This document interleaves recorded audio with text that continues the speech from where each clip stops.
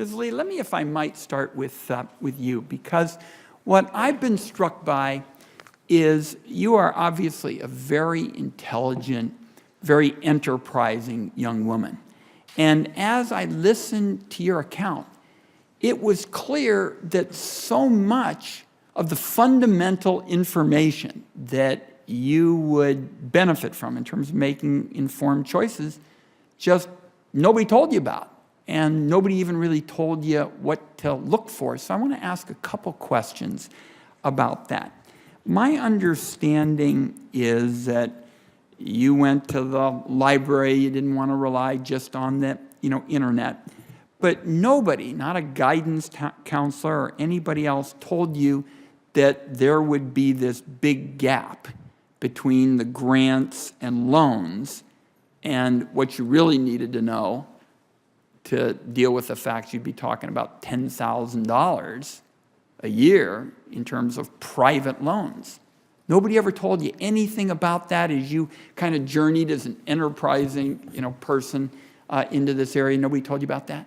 Well, I relied mostly on my school guidance counselor, and I was expecting to take out, some loans in order to attend school, but I really had no idea the extent of loans that I'd have to take out, and I wasn't aware of, like the tax benefits that were available, and I just feel like my guidance counselor, maybe the Career Center, could have done maybe a better job informing all of the students of their options for paying for college. So as you went through this odyssey of trying to figure out how you were going to put together the resources, nobody told you about something like the American Opportunity Tax Credit or any other, because this was something that was really designed for people like yourself, and nobody ever told you about that. No, they did not.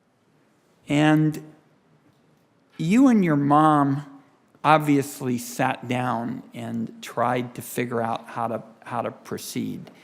What out of those conversations did you do? You went to the library, you went to the net, but I assume that it really wasn't clear what to even look for based on the fact that you weren't hearing about some of these resources from guidance counselors and others. So when you went to the library and you went to the net, you didn't find out about things like the American Opportunity Tax Credit.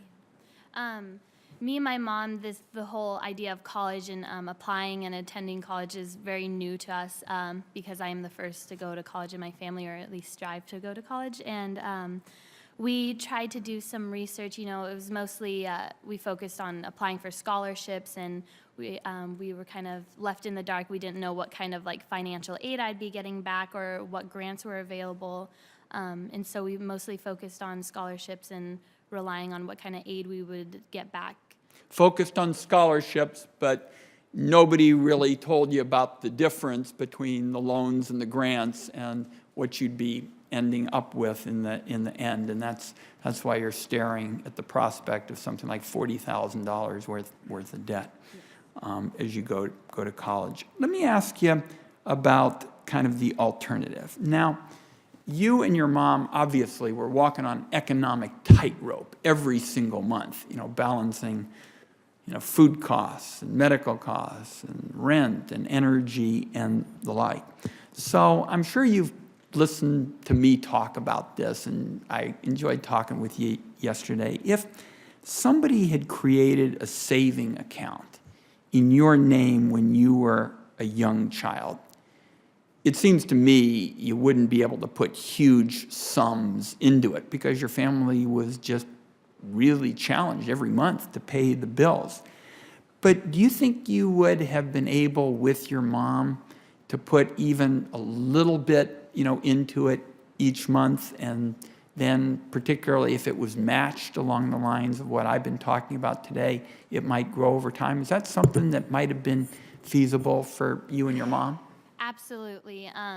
Through my whole life, we kind of saved pennies or whatever change or any extra money that we had towards, my higher education. But I definitely think if there was an outlet for families to save over a long time period, it could be really beneficial. Personally, I know my mother and I weren't able to have a bank account on our own just because she didn't have the best credit. And so it was really difficult for us to even get an account. But after a trial period, we eventually got one. But it's just barriers like that people don't really think of, and it really limits students. So. I just want to follow up on that because that's particularly important.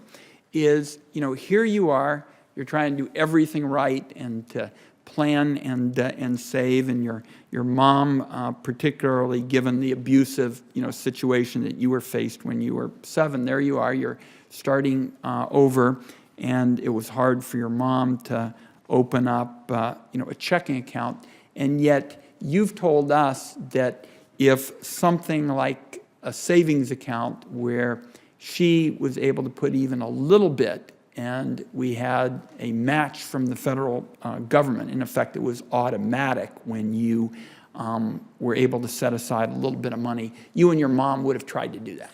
Oh, of course. I mean, anything to help pay for this would, be really beneficial. And even if it was like $5 a month, I'm sure that was something, me and my mom would strive to do. Great. And let me just tell you, you're an inspiration to me, Amber, and I am so glad that you made that trek across the country. And I know my colleagues are going to have some questions too. We'll start with, at this point, Senator Grassley and then Senator Stabenow.